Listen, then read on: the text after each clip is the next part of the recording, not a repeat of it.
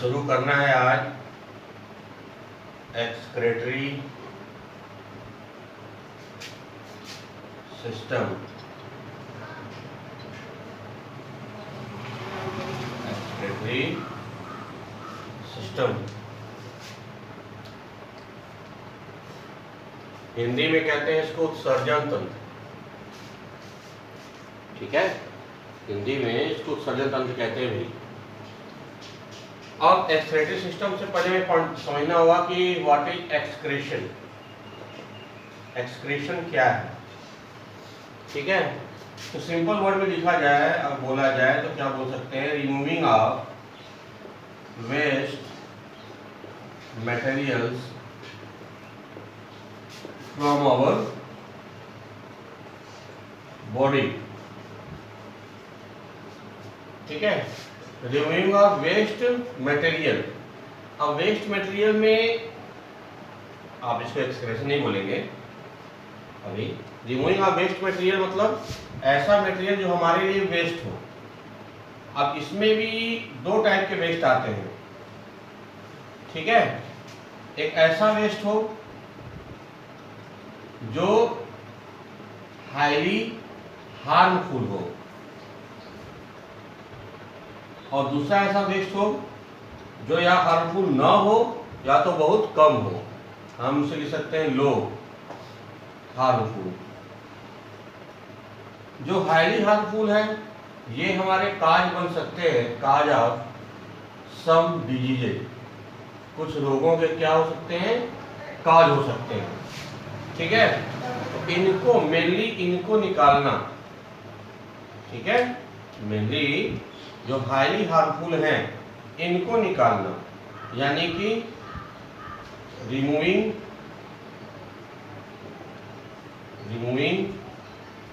Of high harmful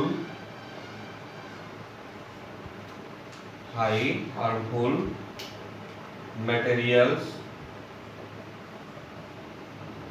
from our body is called excretion। अब यहां ध्यान देना, अब इन आवर बॉडी, ठीक है, हमारी बॉडी में जो वेस्ट मटेरियल्स हैं वो किस किस टाइप के होते हैं? जैसे फीकल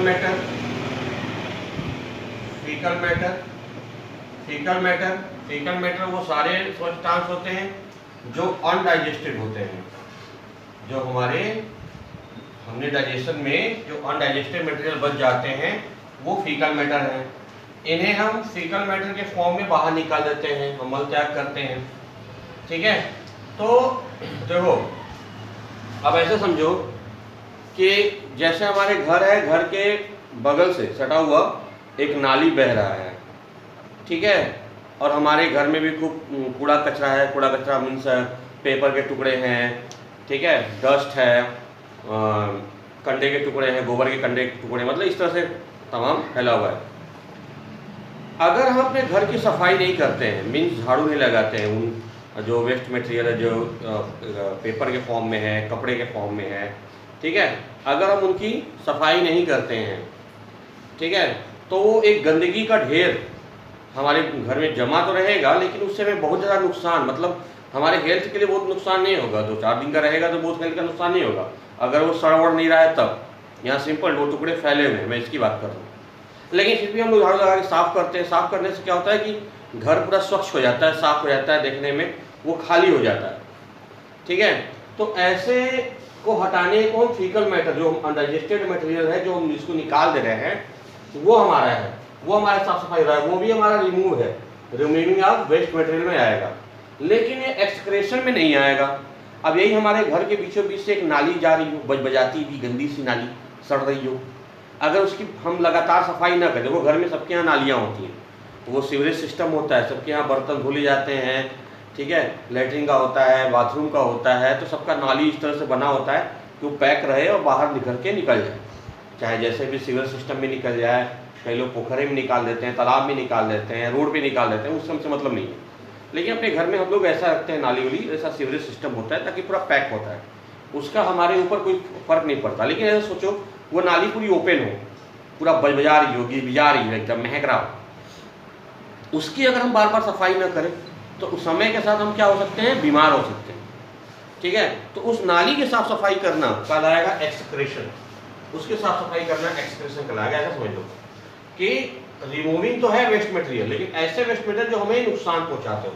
अब क्या नुकसान पहुंचाता है, ठीक है, नुकसान पहुंचाता है जो हमारे सेल्स में बना हुआ, सेल्स में जो बनता है, जो प्रोटीन डाइजेस्ट होता है तो उससे अमोनिया बनता है।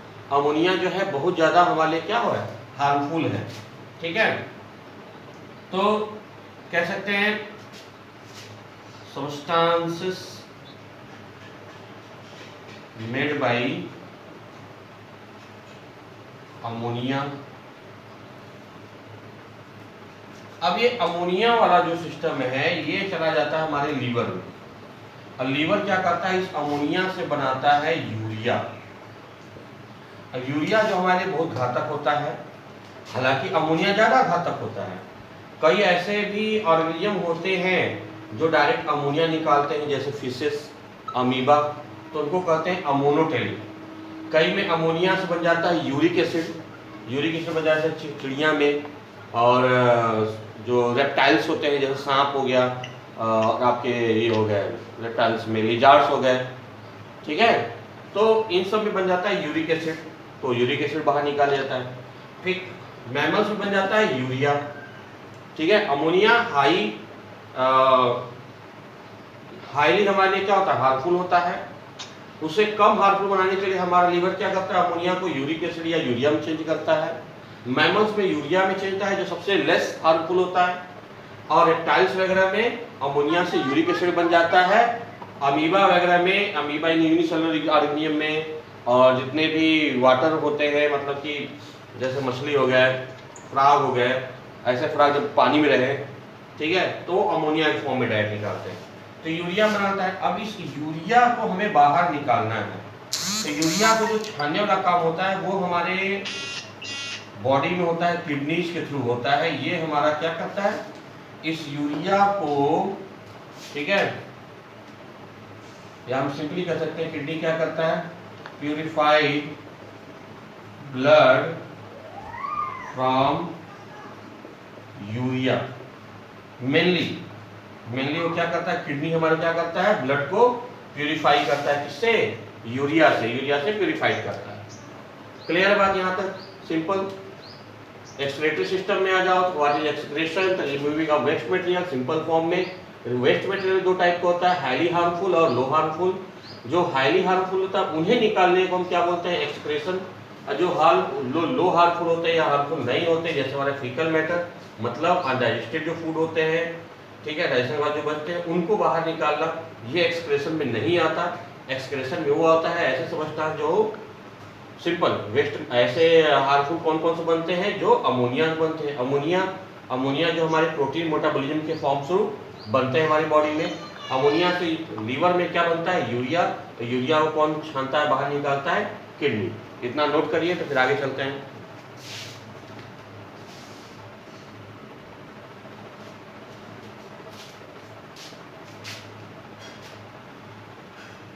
अमोनिया किससे बनता है, bye protein metabolism. Protein metabolism बनता है। अमोनिया से हमारे जो प्रोडक्ट बनते हैं, अगर ammonia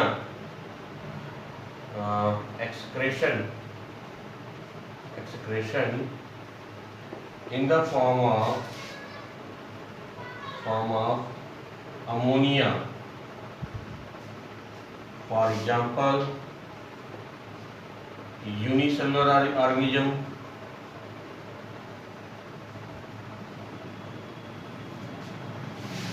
just like amoeba, paramecium,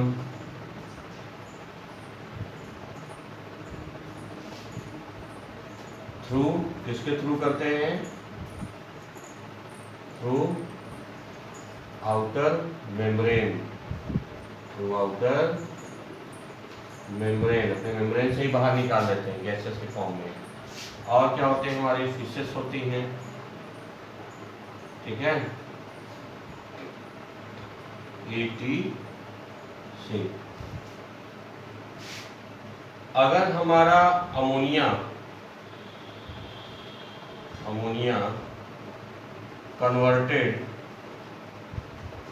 converted into uric acid, अच्छा, in the form of ammonia, then organism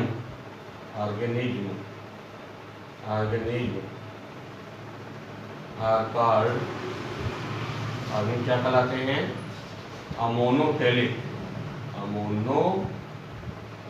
ऐसे ऑर्गेनिज्म अमोनोटेलिक कहलाते हैं। ये कन्वर्ट कर दिया इनटू यूरिक एसिड। अब excretion in the form of, हाँ, ये जो लिखे हैं यूरिसिड और ऑर्गेनिज्म, अमीबा है, ये अमीबा, ठीक तो है, amoeba. Excretion in the form of uric acid, then organisms are called uricotelic.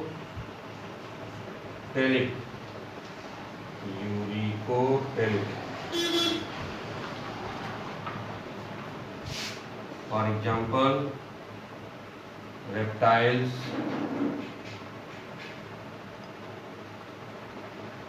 birds, etcetera. अच्छा, जो यूरिक एसिड होता है ना, ये क्रिस्टल के फॉर्म में होता है।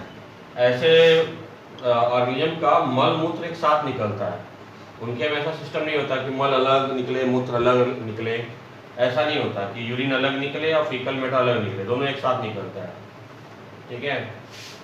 और फिर हो गया अमोनिया कन्वर्टेड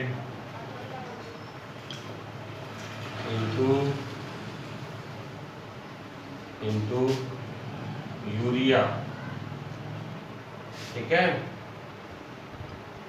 तो excretion in the form of urea, then organisms are called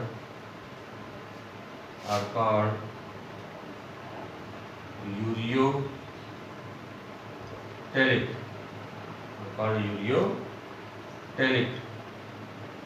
For example, that all mammals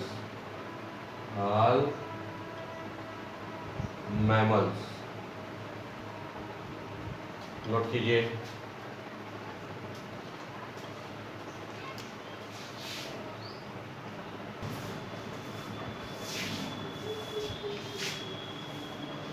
human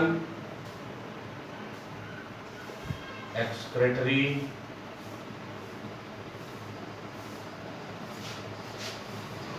system,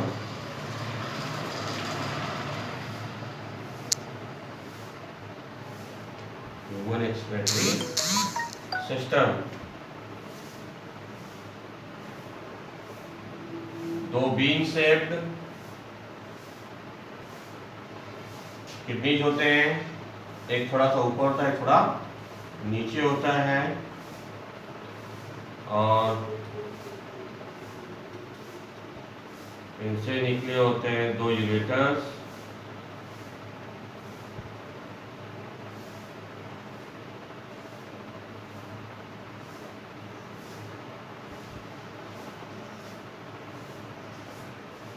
चाक से बनाने में बायोलॉजी डायग्राम बहुत बढ़िया होता है, स्लिप नहीं करता, मार्कर को स्लिप कर देता है।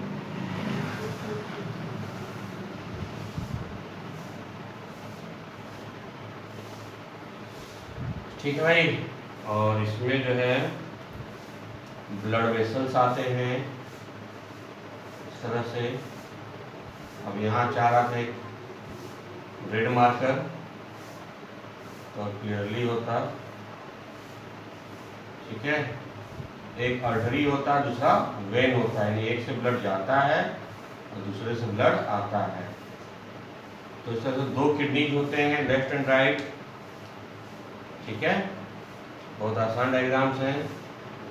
किडनी हमारा है, ठीक है। यह हमारा यूरेटर है जिससे यूरिया, वाटर, सॉल्ट या एक्सेस हमारे अंदर कोई हार्मोन है, कोई दवा है, तो वो मतलब यूरिन बाहर निकलता है। यूरेटर में से हमें क्या निकलता है? यूरिन। यूरिन जो छन जाता है किसमें से? किडनी में से। वो आता है हमारे यूरिनरी ब्लैडर में और इन ब्लैडर से यूरेथ्रा के थ्रू बाहर निकल जाता है। सिंपल। ह्यूमन एक्सक्रीटरी सिस्टम का डायग्राम, इंट्रोड्यूसिंग डायग्राम बहुत आसान है, सिंपल है। इसे बनाइए